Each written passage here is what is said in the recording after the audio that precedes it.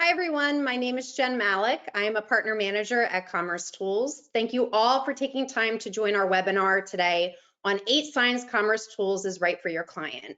I will now hand it over to Matt Dumpy, our Senior Solutions Engineer, along with Eric Paris, our Account Executive. Thanks, Jen. Hey everyone. So today we're going to talk about how can you really tell if commercetools might be a good fit to help drive your client's business forward. This is something we've talked about a lot internally, and we came up with 8 business imperatives that are strong indicators that maybe taking a microservices architecture-based approach using commercetools can help unlock new capabilities for your client. As we go through the list, we're going to discuss existing customers on commercetools and the benefits that they've seen in relation to these different signs that it's maybe time to move on. Speaking of time to move on, Eric, if you want to hit that next slide, we'll go ahead and get started here. Thanks, Matt.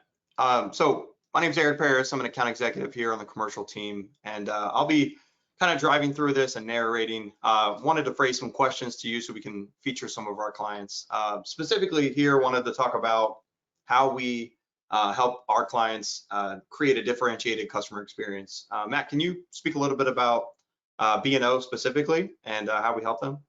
Sure. So, this is a very common topic. It's the kind of thing where as shopping becomes more commoditized in terms of how people can purchase, whether that's on websites or mobile devices or in-store kiosks and things like that, brands and retailers really need to be able to create more custom experiences for their customers to stand out from competition using cookie cutter platforms to build out their shopping experiences. So commercetools facilitates these experiences because we're a set of APIs that were designed for you to build around. And we decouple from the front end. As a headless platform, of course, we don't have any opinions about how people shop. We just power whatever it is you want to do. In the case of Bang & Olufsen, they're a manufacturer of high-end consumer electronics, if you're not familiar, and they needed to unite audio products and accessories between a couple of their brands under a single roof. The idea here really was to strengthen more of their direct-to-consumer sales by really focusing their e-commerce ecosystem and building out some interesting ways to shop online. So they also had to do this within a very short timeline. So back in 2018, they prototyped out a new website on commercetools within 6 weeks. After about 10 weeks, they launched their actual site, including an integrated global shop. This gives them the ability to serve a unified online flagship store focused on digital commerce and really gives them the power to do strong storytelling with the other tools that they've built in this composable solution. This, of course, gave them the ability to also drive their point of sale systems in their stores, connected straight through commercetools as their e-commerce platform. And because of the flexible API architecture that we have with commercetools, they can take on any new initiatives that they want as they continue to expand. And they've seen a great uptick in sales since replatforming commercetools. Awesome. And then moving on to number 2, if you've been following commercetools for any time, you've probably heard about our Audi story and how we can meet certain custom requirements within a commerce environment. Can you speak a little bit about this story in particular? Yeah, this is a fun one. There are a lot of different folks who use commercetools for a lot of different things, but this is one where commercetools was really the only solution that worked for Audi.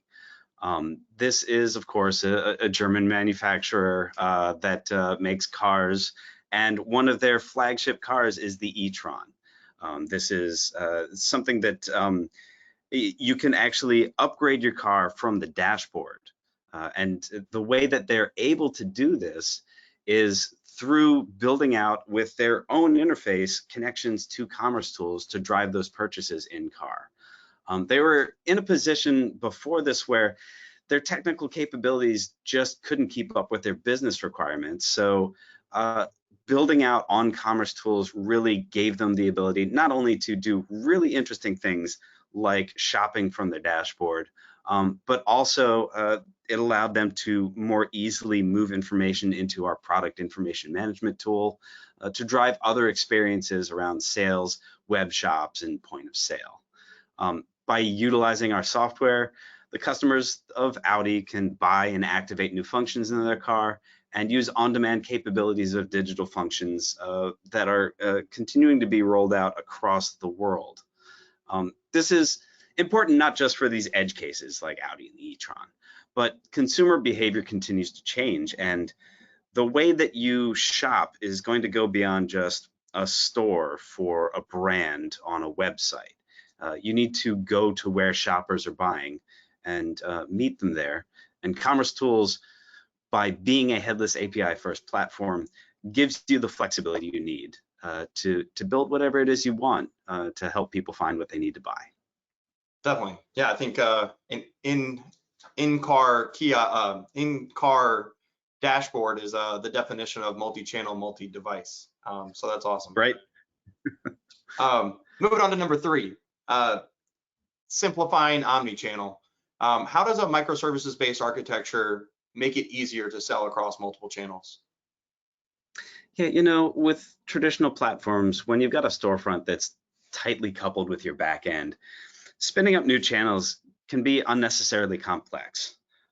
There are a lot of things that you have to do to add a new brand or add a new way to sell online, and you have to kind of push everything out and make changes to the whole monolithic architecture that you're using. Now, with commercetools providing a single backend with support for multiple decoupled front-end channels, we very easily support and natively support multi-brand, multi-currency, multi-country, multi-locale. You kind of get the picture, all from a single instance of our platform. So you can drive in-store web, mobile, and social channels from sort of one beating heart of that e-commerce machine that you've got. Now, on the screen, we've got Breville. They're a kitchen appliance brand. They deliver innovation based off of things like consumer insights. You know, the thing about Internet of Things is you're connected to the devices that you have, and you can drive shopping information back to your system, but also empower things to actually, again, upgrade or refill or do things like that from the devices that you've got. Now, when it came to why Breville chose commercetools, it was the flexibility to manage the sales of coffee machines, spare parts, and warranty, and managing subscriptions of coffee beans, again, from a single platform. Being able to drive both B2B and direct-to-consumer business, including some special needs around purchasing coffee beans and making it easy for customers to subscribe to that is something that they were able to very quickly build out on commercetools. It didn't hurt that because we are multilingual out of the gate, support multi-currency and multi-site, all of that was a breeze on commercetools compared to using legacy commerce platforms. Yeah, I love that analogy of the beating heart. I mean, saying core commerce engine isn't always as attractive as thinking about us as a beating heart managing multiple channels. So I love that analogy. Moving on to number 4, when it comes to kind of the bigger picture and looking at legacy systems and moving to a API first architecture, how do we kind of think about and understand what it looks like when eliminating kind of the tech debt side of the house? Yeah, this is a common thing I hear from customers out there who are really trying to get out of a bit of a problem they built themselves into. When you've built a highly customized extension to sort of an open source platform, for example, and you continue to build around heavy customizations, you get stuck trying to keep up with e-commerce rather than focusing on actually just doing what your business does well.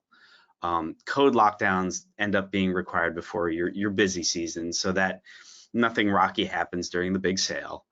And it really ends up being kind of a nasty mess of putting out fires rather than advancing what it is you're doing to sell online. Now, commercetools as APIs are a set of services. They give you a promise that you're going to get certain information out at a certain speed, and we're rolling out updates all the time, but in a way that doesn't break that upgrade path as you do build out interesting things on commercetools. Our clients always have access to the newest features and functionality, and you don't have to spend weeks or months doing like regression tests or things like that. The way that we've designed our releases allow you to build more and build quickly to add value to your business. So Sharper Image is a great example. This is a company that's been around since 1977. And they did get out in front of things in 2009, building sort of a cutting edge retail brand around their site, around their company. In order to handle the scale of traffic that they were getting, though, all of the interesting things they were doing with their website kind of fell down when it came to the big sales that you had.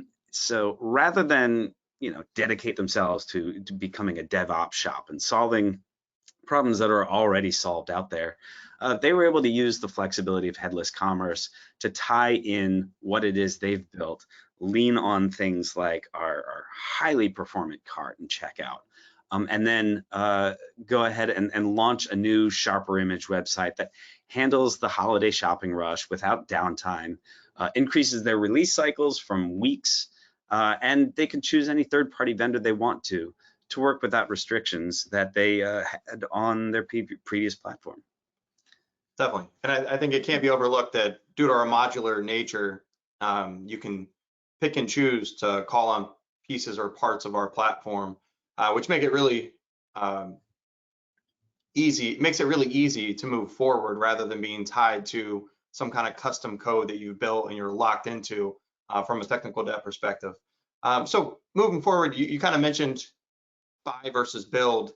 Can you speak a little bit around buying something like commercetools and building with and building around? Yeah, this is another one that we see a lot of interesting folks coming to the platform as an option set against just working totally in-house. There are a lot of brands who have grown up in the digital era. They started out with, probably an Access database, moved that over to like a SQL Server and a .NET application, and grew as the internet grew. But as we get into the modern era, you have to think, is that the best use of your development resources? And I know one of our other customers, I know we've got nuts.com on here, but there was AT&T is a company that they were trying to build out e-commerce and actually found that it made more sense to actually use something that's pre-existing, that handles the complicated problems that, again, mean you don't have to reinvent the wheel to solve the kind of rush that you get with different holiday seasons and things like that. When it comes to nuts.com, this is a team of seasoned developers who are really well versed in e-commerce, but again, looking at what it is you're spending your time doing with your developers. If you're trying to keep up with the changes in e-commerce, new payment methods and ways to handle the kind of traffic that you get, and adapting to new features that are coming out there and trending, again, you're kind of competing with really established best of breed things like the stuff that commercetools focuses on as a platform. So in reviewing whether or not they would continue moving forward, sort of building in-house, or maybe better utilize their very smart resources, they took the approach of building around commercetools, using the flexibility of our platform, given that we have the ability to very easily change your data model, extend the platform. You can even change the behavior of our APIs so that when they're doing things like subscriptions, and building out packages, you can take different types of nuts and build almost a gift basket, if you like. The flexibility and scalability of our platform, again, unleashes their ability to really do what it is they want to do. And now I love it being on an airline and getting a little nuts.com package. The growth that they've seen has just been phenomenal. Yeah, 100%. And I think you hit the nail on the head with having commercetools be responsible for the core commerce components, and then allowing the business and the marketing folks to focus on the critical aspects that make their business unique. So that's, something that I enjoy, that we help empower our customers and clients to do. So speaking of empowering the business and enabling the business to focus on things that make them unique, one of those pieces is increasing speed to market for new initiatives and being able to test out new features quickly, and kind of being able to do what you want to do on the fly. Can you speak a little bit about how API first and microservices architecture enables businesses to do that? Yeah, you had talked about this a little bit earlier, Eric, where we really do see things in sort of a modular sense of building things out. And that's really how our system is built. We are designed, we've got over 300 APIs that you can utilize. We've got a loosely coupled data model so that if you want to approach just sort of one thing at a time and slowly migrate from a larger, legacy platform, you don't have to do a complete rip and replace. You can actually start maybe with your product catalog, throw in the cart so that you're hitting that, addressing the bottlenecks that you might be dealing with, integrating with legacy solutions. And then slowly, because of the microservice nature of how we're built, migrate as you need and use what you want as you're building out what it is that you're doing. The other nice thing about being microservices based is you can rapidly iterate feature builds on these individual pieces of what it is that you're using to build your site. So when you're making a change to your cart, it's not going to have any impact on your promotions or on your catalog. If you're modifying your customer model, that's not going to break other things in your system because of the way that everything is sort of separate and modular. And it's it really allows you to take on sort of a continuous integration, continuous development cycle, and rapidly release new features on your own site. We adopt this actually even internally in commercetools, the way that we've got teams focused on building out the individual sections of how our platform is built. We can rapidly release, and we're putting things out sometimes multiple times a day. If the platform underneath you is doing that, rest assured that you as your customers actually can also build out these new features without sort of the sluggishness around building on a monolithic platform. Definitely. Yeah. And I was going to say, when it comes to commercetools versus a monolithic all-in-one type platform, supporting a business like Simpress or Vistaprint that has so many different business lines of print, signage, apparel, gifts, merchandise, it's really hard to meet the intricate needs of each piece of the business when you're on a big monolithic platform and you don't have the ability to test new features and really react quickly to market conditions when you're on a monolithic environment. So API first microservices allows you to move much quicker and really increase your speed to market. So moving on to number 7, scalability. We hear this buzzword all the time. Can you kind of bring to life what scalability means in a commercetools world? Yeah, scalability, you're right. Everybody kind of says they're scalable, but the interesting thing about commercetools is the way that we're built in a modern approach as a cloud native solution, meaning we're not just sort of hosting virtual machines on the cloud. We are designed as services that automatically scale. Even the way that you can extend our APIs and inject cloud native functions into our APIs is built so that as you do get the kind of traffic that you're aiming to get, you don't run into the roadblocks that you get on platforms that are built as, again, sort of traditional software that you install on a server, and maybe you have to throw additional servers up and link them together. It ends up being kind of a mess on those situations. And that was the case with Flaconi here. They were built on legacy architecture based on Magento, and it just wasn't able to withstand the growth of the company. This is a common use case. This is a common problem when you have maybe a large catalog. When you're built on something that's using a relational database, it ends up being slow to sort of administrate those products. Or if you're built on something that isn't designed to scale in terms of like building out traffic, you know, there are places where you have to sort of get a crystal ball. You call and you talk to your representative and say, I think I'm going to have this many sales on Black Friday. And they'll allocate a certain number of servers, and hopefully you hit that because you're paying for it no matter what. With commercetools, with Flaconi, they've had the use of ready-to-use microservices that they've individually combined and expanded, and found that with the scalability provided with commercetools, they've been able to grow over 50% annually. They're able to roll out new functions, shops, and business models, try things out, see if they work, and then as the good paths find their way, as they find their way in the good paths moving forward, pick those. Again, that rapid iteration is something that you're really afforded because of the way that you can test things out in commercetools.